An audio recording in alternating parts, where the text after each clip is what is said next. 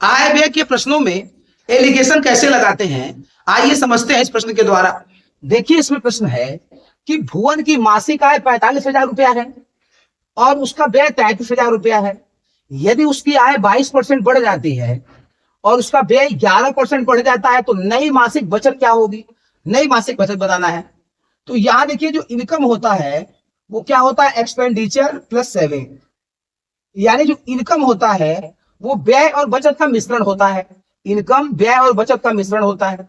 तो यहां देखिए टोटल इनकम कितनी है? 45,000। तो यहां पे पहले लिखा जाए एक्सपेंडिचर और यहां लिखा जाए सेविंग। तो व्यय देखिए 33,000 है, तो 45,000 में से 33,000 व्यय हो जाएगा तो 12,000 बचत हो जाएगी। अब व्यय और बचत का रेशियो लेंगे तो 3,000 से भाग दे दीजिए, 3 जीरो से पहले कट जाएगा ये। अब 3 से काटेंगे तो 11 और 3 चौक के 12। तो व्यय और बचत का अनुपात हो गया 11:4। अब देखिए व्यय कितना बढ़ा हुआ है? व्यय बढ़ा है 11% और मान लीजिए कि बचत x% बढ़ी। व्यय 11% बढ़ा और बचत x% बढ़ी। अब दोनों का मिश्रण है इनकम। इनकम कितना बढ़ गया? 22%। अब यहां से हम लोग x का मान निकालेंगे तो पहले 22 में से 11 घटाइए 11।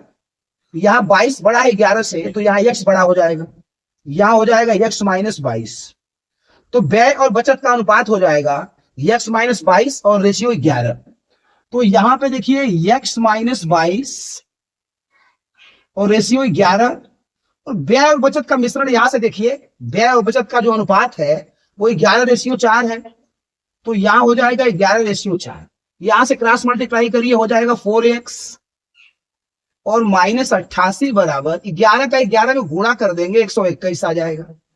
तो 4x की यदि वैल्यू निकालेंगे तो 88 उसमें जाएगा, जुड़ जाएगा तो 8 1 9 और 12 8 में 209। अब x का मान निकालेंगे तो 209/4 हो जाएगा।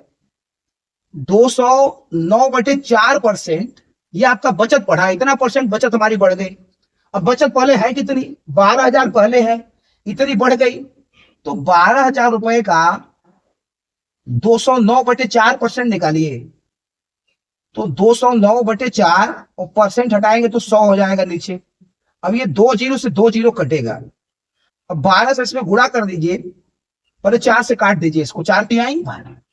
अब 3 से इसमें गुणा करेंगे तो 3 9 27, 3 2 के 6, ये जीरो बढ़ा दीजिए। इतनी बचत पड़ गई, 6,270 रुपया बचत पड़ गई। और बचत पहले 12,000 थी, इतनी बढ़ गई। तो बचत नई कितनी हो गई? 12,000 में 6,270 जोड़ देंगे तो 18,270 रुपया नई बचत हो गई। पहला ऑप्शन सही है।